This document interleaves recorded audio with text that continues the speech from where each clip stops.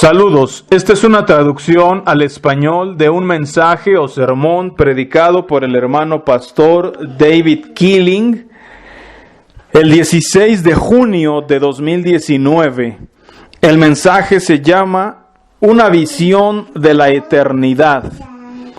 Oramos y esperamos que el mensaje sea de bendición para tu vida. He aquí el mensaje ya traducido.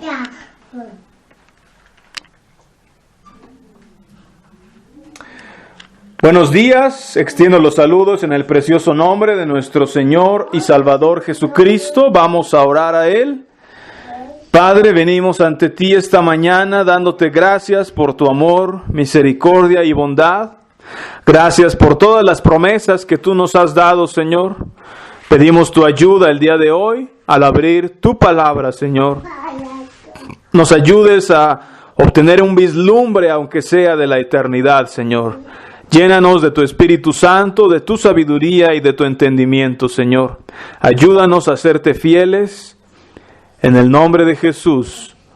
Amén. Bueno, nuevamente les saludo y agradezco a Dios que estemos aquí.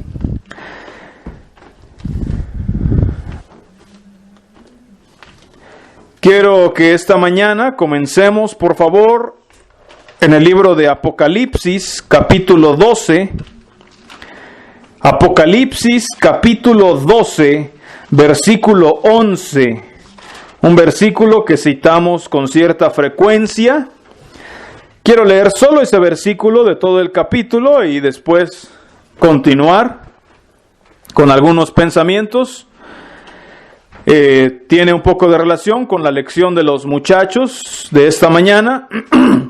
Apocalipsis 12:11, dice así la palabra de Dios: y ellos le han vencido por medio de la sangre del Cordero y de la palabra del testimonio de ellos, y menospreciaron sus vidas hasta la muerte. Los jóvenes y niños nos contaron acerca de personas que fueron fieles hasta la muerte o que fueron puestos a muerte por causa de su fe en Jesucristo o en Dios.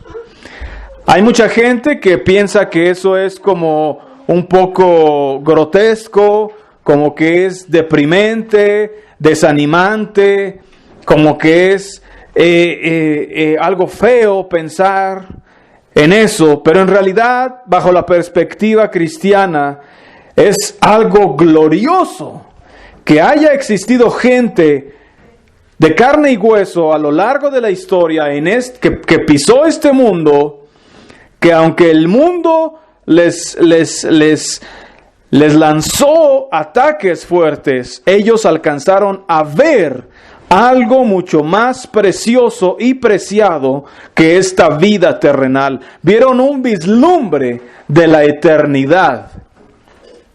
Y había algo en ellos, algo que era capaz de vencer uno de los deseos o pasiones más fuertes que tenemos como seres humanos, que es el temor. Sí, pensamos en Jesús colgando en la cruz, sufriendo allí, y dicen, bueno, en la cruz morían ellos, en la cruz no morían desangrados, sino sofocados, morían de asfixia. Esto se puede explicar hasta médicamente, y los historiadores lo saben, morían asfixiados. Y era un dolor terrible tener que levantar los pies, haciendo fuerza contra los clavos que tenías clavados en los pies para poder respirar, tomar otra bocanada de aire.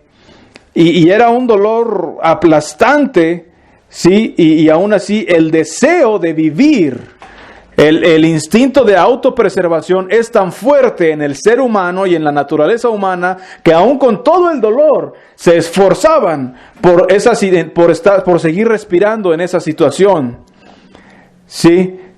Para no morir. El miedo a sufrir, el miedo a la muerte, la autopreservación es algo natural, pero estos hombres habían hecho una decisión habían tomado una decisión, una elección de menospreciar, como dice aquí, sus vidas, de poner sus vidas en el altar, de decir que sus principios y su amor por el Señor y su deseo de agradarle no eran negociables y que irían a morir como fuera, con tal de seguir siendo fieles. Dice aquí que ellos le vencieron por medio de 3 factores: la sangre de Jesucristo el Cordero, la palabra del testimonio y porque menospreciaron sus vidas hasta la muerte. La Biblia habla de perseverar hasta el fin y de ser fiel hasta la muerte. ¿Cómo se hace? Bueno, en primer lugar se hace por la sangre del Cordero, ¿sí? A través de lo que Jesús vivió en esta tierra y derramó su sangre para darnos el poder y para darnos también el ejemplo, para que al ser restaurados y reconciliados con Dios, volvernos a nuestro Padre y Pastor de nuestra alma, podamos también nosotros entregarle nuestra vida. ¿Sí? Jesús batalló en la cruz, sufrió y derramó su sangre. Y sin embargo, al final, simplemente dice la Biblia que expiró. Y sobre el sello, sobre la sangre de ese testimonio, eso es lo que es el cristianismo. El cristianismo no se trata de hacer tu vida maravillosa, cómoda, tu mejor vida, ahora tu vida brillante, gloriosa, tu vida plena y feliz. De eso no se trata. La gente está confundida, piensa que el cristianismo se trata de ellos mismos, de uno mismo, pero no es así. La señal del cristianismo, por eso es la cruz, es la muerte. Estamos hablando de martirio, de tortura, de cosas que hacen sufrir, de cosas que nuestra naturaleza humana quisiera huir de ellas y que no son agradables, pero que se pueden convertir en algo glorioso, en un privilegio. ¿Sí? Este hombre Jesús, hombre, siendo Dios se hizo hombre, colgando de la cruz, después de haber sido azotado por los romanos, en una cruz vergonzosa, que a nuestra carne, a nuestros deseos se ve horrible, horrible, y aún así hay algo bello y glorioso acerca de la cruz. Porque en la cruz, Él logró redimirnos. En la cruz Él venció. Y en la cruz podemos y debemos morir también.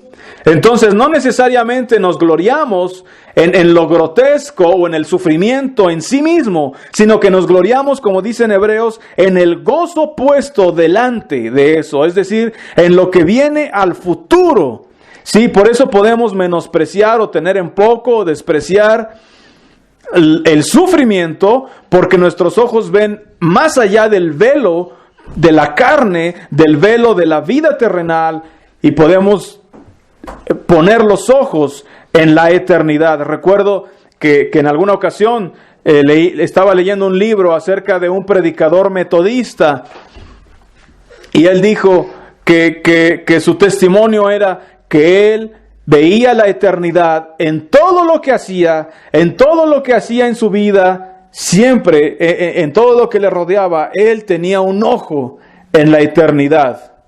Él vivía para la eternidad. ¿Sí? Por eso es que el mundo pierde su agarre de nosotros. Por eso es que la tortura puede llegar a dejar de espantar. O aunque espante, gente puede estar dispuesta a morir en una cruz, a ser quemada en la estaca, a ser atravesada por la espada, como fue en la historia. Y para ellos no les pareció tan horrible ni tan grotesco, sino que les pareció glorioso, les pareció un privilegio. Y al ver nosotros esa historia, así nos parece también, por la gloria puesta delante, la gloria al futuro que hay después de eso. Y para todos nosotros, que aunque ya no somos perseguidos de esa manera, es bueno que recordemos estas cosas. ¿Saben? Vivimos cómodamente, vivimos fácilmente, vivimos en un país donde hay mucha libertad, ¿sí? No hay persecución obvia, ¿sí? Y nos hacemos autocomplacientes y nos olvidamos lo que le ha costado a otros en la historia ser cristianos. Nos olvidamos lo que cuesta confesar su nombre y servir al Señor. Sí. Mucha gente confiesa su nombre el día de hoy, libremente, y hasta abusan su nombre, profanan su nombre. Es más, ganan millonadas en su nombre. Sí, prometiéndole a la gente lo que Jesús puede hacer por ellos y recibiendo dinero a cambio. Tristemente. Pero si tan solo miramos en la Biblia y en la historia, y si tan solo miramos a lo que realmente vale la pena, ¿sí? Eso es lo que tenemos que hacer. Olvidarnos de la autocomplacencia. La complacencia y el olvido son nuestros enemigos. Es tan fácil quedar atrapados en nuestra vida, decir, soy un buen cristiano, voy a la iglesia, amo al Señor, guardo las reglas, tengo una familia bonita, y no pienso en el sufrimiento de aquellos que fueron. Eso está muy ajeno a mi mente, muy ajeno a mi experiencia, el sufrimiento de aquellos que fueron antes que mí. Es más, vivimos en una época próspera. ¿Sí?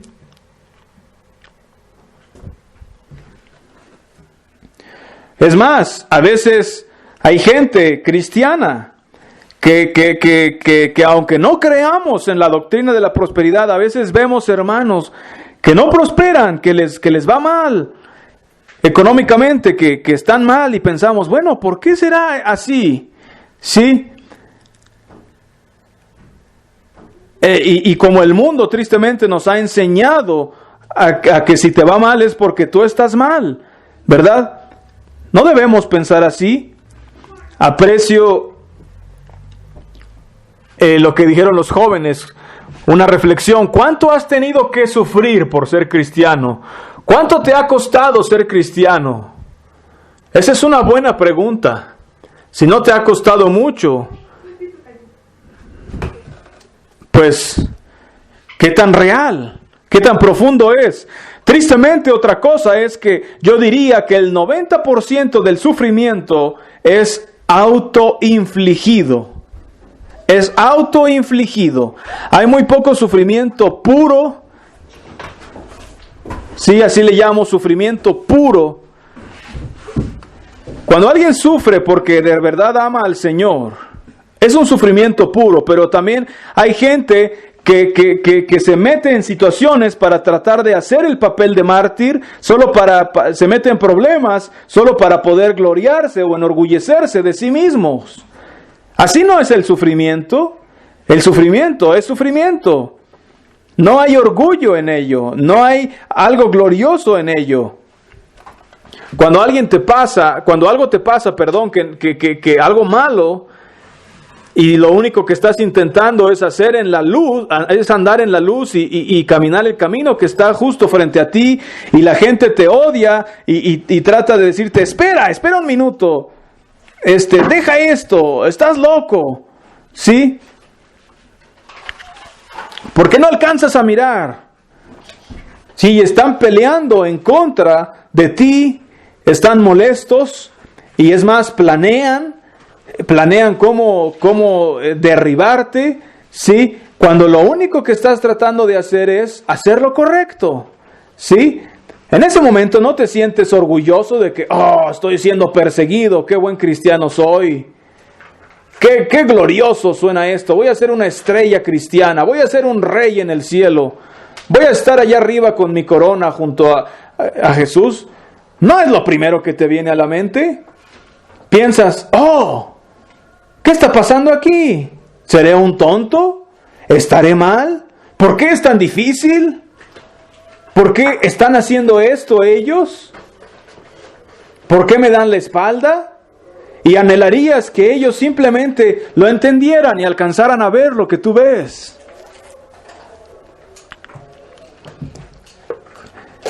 Estos hombres de los que habla aquí en Apocalipsis 2, así es como eran estos mártires.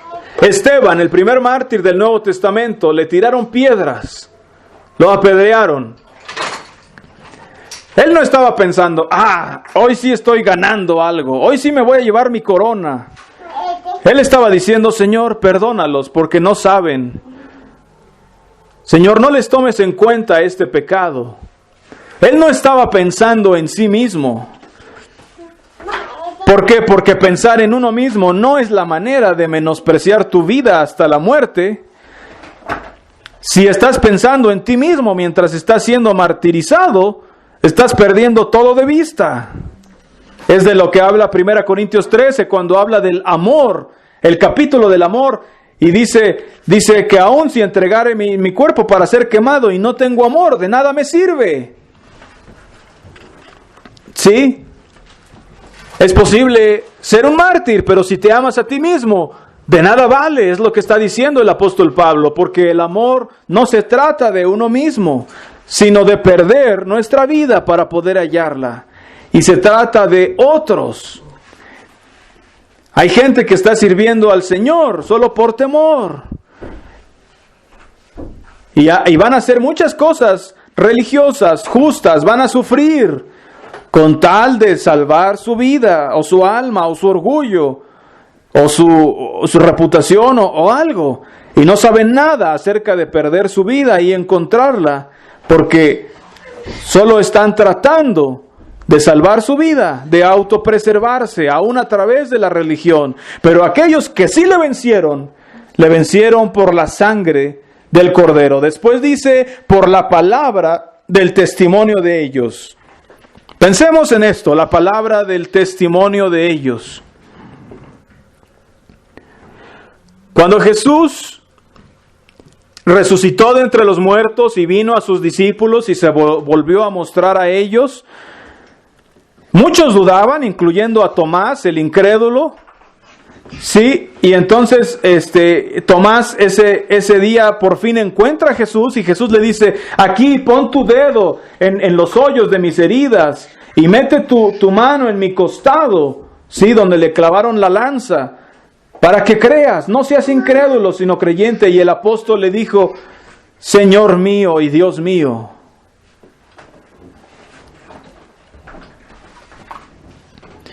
Señor mío y Dios mío. Y él creyó. Dijo, creo. ¿Qué nos cuenta la historia? Que después de esto, no inmediatamente tal vez, pero después de esto, él fue a la India a predicar el evangelio a los indios. Yo he estado en la India. Y él predicó y lo mataron. Perdió su vida de una manera cruel. Porque pudo menospreciar su vida. Pero Jesús le dijo, bienaventurado eres, Tomás, porque viste, pero más bienaventurados son los que no vieron y creyeron. ¿A qué quiero llegar o de qué se trata esto? Hablando de la palabra del testimonio de ellos, lo que quiero decir es esto. Han pasado 2000 años desde que vino Jesús, o más de 2000 o más o menos, desde que Jesús murió. Y tantas cosas han sucedido, tantas denominaciones han surgido, tantas cosas o personas han tomado el lugar del amor al Señor, tanta gente ha tratado de establecer instituciones religiosas alrededor de todo el mundo, de lo que se debería hacer, y a veces una institución termina persiguiendo a otra. Y hay tantas cosas que han sucedido, pero hay una línea de sangre, un rastro de la sangre de mártires que está desde el mero comienzo, que uno encuentra hasta cierto punto de la historia, personas verdaderas, ¿sí?, que no iban junto con la institución establecida, que no estaban de acuerdo con la religión de su tiempo, pero que tenían la visión de la eternidad a través de ese tiempo.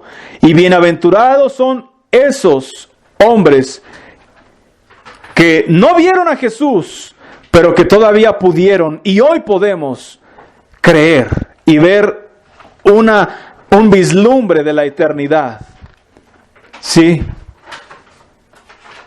no necesariamente estando de acuerdo, ni siquiera necesariamente peleando con la religión establecida. Es fácil pelear contra alguna religión establecida o demostrarles que están equivocados con la Biblia y terminar en problemas porque yo tengo la verdad y soy un mártir. No necesariamente, pero los mártires no necesariamente siempre hicieron eso. Los mártires simplemente eran personas que menospreciaron sus vidas. También porque este ingrediente, la palabra del testimonio, ellos creyeron a esa palabra, aún sin ver. Y no estaban peleando contra el sistema porque eran rebeldes. Estaban, entre comillas, peleando contra el sistema porque alcanzaron a mirar la eternidad y estaban tratando de guiar a otros a la eternidad. Y es por eso que fueron asesinados. Es tan fácil para nosotros, y ese es otro peligro, simplemente ser un rebelde, simplemente pelear contra todo lo que está establecido. Aquellos que aman sus vidas son los que pelean. Están molestos con el sistema porque aman sus vidas y el sistema no les cuadra. Pero estos que no amaron sus vidas, que menospreciaron sus vidas, en un sentido estaban contra el sistema simplemente porque amaban al Señor. Veían que el sistema no tenía esta visión de la eternidad.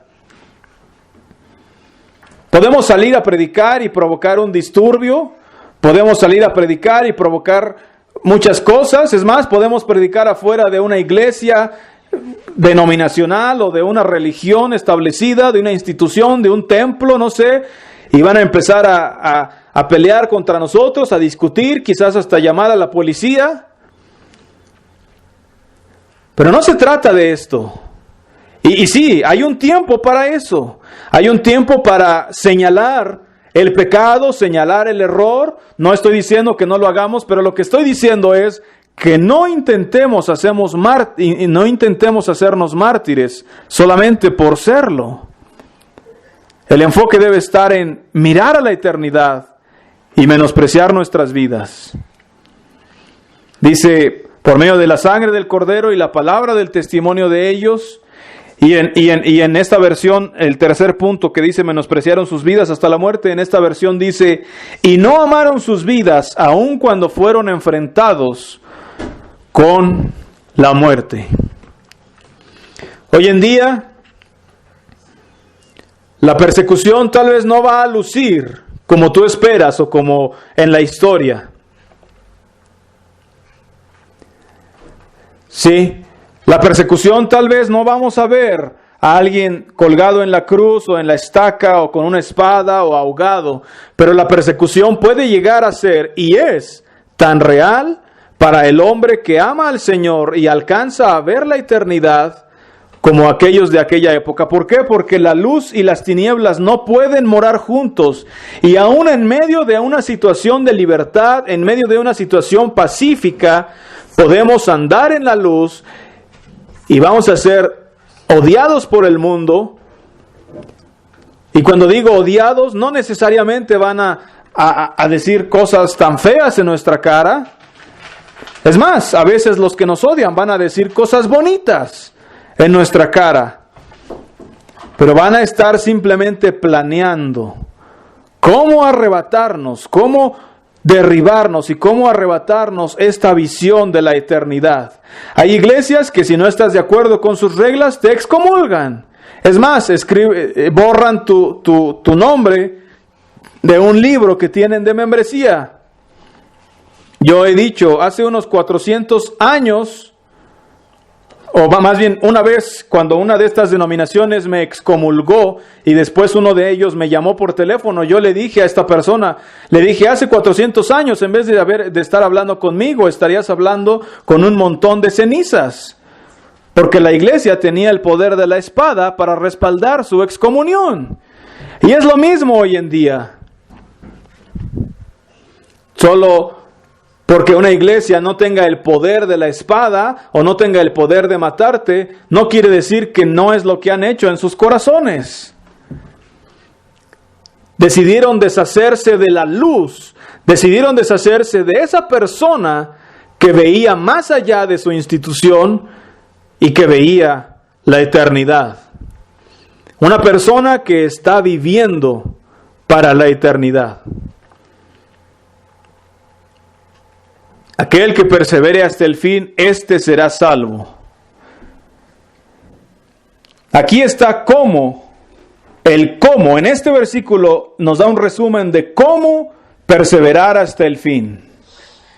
Y parte de ello es tener esta visión de la eternidad. Y amar al Señor, que derramó su sangre por ti y por mí. La vida cristiana es vivir para la eternidad bajo la mirada de Dios y con su ayuda.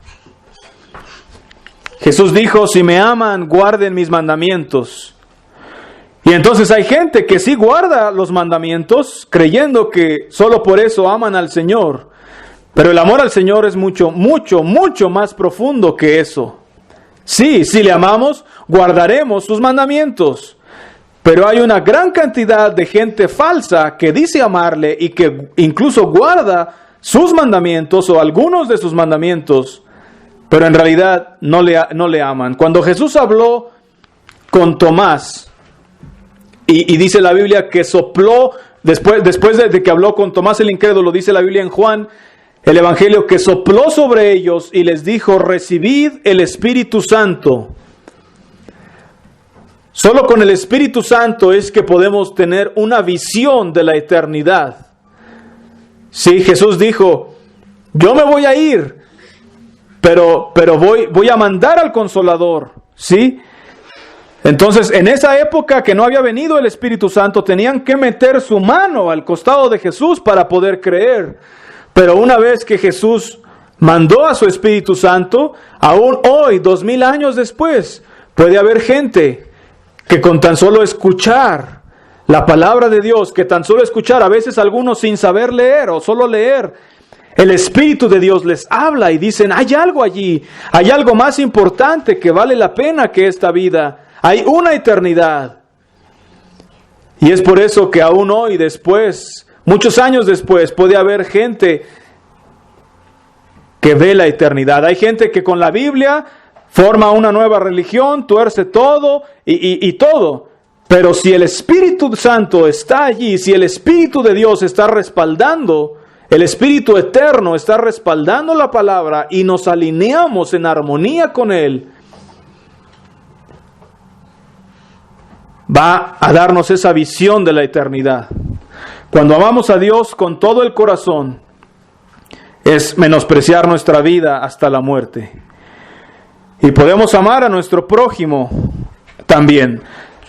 Vamos a 1 Corintios 13, hablando del amor al prójimo también. Voy a leer unos pocos versículos aquí, de 1 Corintios 13,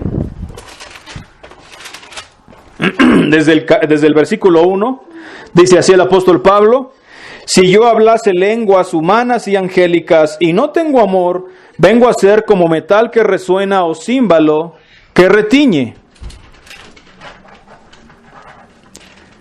Puede haber alguien que luzca espiritual, que tenga la apariencia, que luzca como una orquesta muy fina, pero para Dios, en vez de ser una orquesta muy fina, es como un metal que suena muy feo.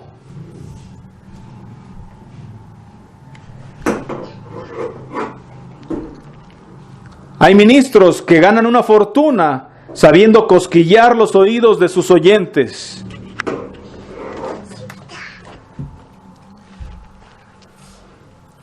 ¿Por qué? Porque hablan bien, porque todo es bonito, porque todo es hermoso, porque el ambiente que se crea es bonito. Pero ante Dios es un címbalo que se oye horrible. ¿Cómo se escucharía un címbalo? Unos discos que nada más los golpees sin ton y son. Todos nos taparíamos los oídos. No queremos escuchar esa basura. Eso es lo que Dios oye de alguien que no tiene amor. Verso 2. Y si tuviese profecía y entendiese todos los misterios y toda ciencia, y si tuviese toda la fe de tal manera que trasladase los montes, y no tengo amor, nada soy. Dice aquí, tuviese toda la fe. Yo creo en Jesús porque con su sangre Él venció a Satanás. ¿Sí? Ese es el motivo por el cual la gente es sanada. ¿Sí? Jesús puede sanar y puede libertar aún del pecado a gente que tiene la fe para hacerlo. Pero es posible que si no tienen amor, si no han entregado su vida a Él, no son discípulos. Y hay gente que aún se gana la vida haciendo eso, sanando y haciendo cosas. Dice, pero si no tengo amor, nada soy. Si no tienes el Espíritu de Dios que te señala hacia la eternidad y te hace menospreciar tu vida, no vale nada. ¿Podemos tener todas esas cosas? ¿Podemos hacer milagros? Podríamos hacer milagros por la fe. Aquí habla de tener fe. Y los milagros sí suceden, Dios sigue vivo. Pero la fe más grande es la de aquel que simplemente oye la voz del Señor a través de su Espíritu Santo y menosprecia su vida hasta la muerte con tal de seguirle. Hay toda clase de tipos de fe en el mundo, pero hay muy poca fe de aquellos que pueden ver hasta la eternidad. Y esa es la fe que salva, la que persevera hasta el fin. Verso 3. Y si repartiese todos mis bienes para dar de comer a los pobres, y si entregase mi cuerpo para ser quemado, y no tengo amor, de nada me sirve. Es de lo que estaba hablando antes. Hay gente que sí moriría por su fe o por su religión. Hasta los musulmanes mueren y se hacen kamikazes. Pero muchas veces simplemente es para salvar, ya sea su propia reputación, o para esperando irse al cielo, ¿sí? Hay gente que se hace radical, hasta por causas políticas. Hay gente que da la vida por su país. Pero si no tienen esta visión de la eternidad en sus corazones, que les provoca este amor, no les sirve de nada. ¿Cómo es? Verso 4, el amor es sufrido, es benigno. El amor no tiene envidia, el amor no es jactancioso, no se envanece, no hace nada indebido, no busca lo suyo, no se irrita, no guarda rencor. No guarda rencor, aquí en otra versión dice, no toma en cuenta el mal sufrido. Si Esteban hubiera sido como muchos religiosos de hoy, él hubiera estado tomando los nombres de aquellos que le lanzaban rocas para tratar de que les fuera mal o maldecirlos en nombre de Dios, en vez de decir, Padre, perdónalos.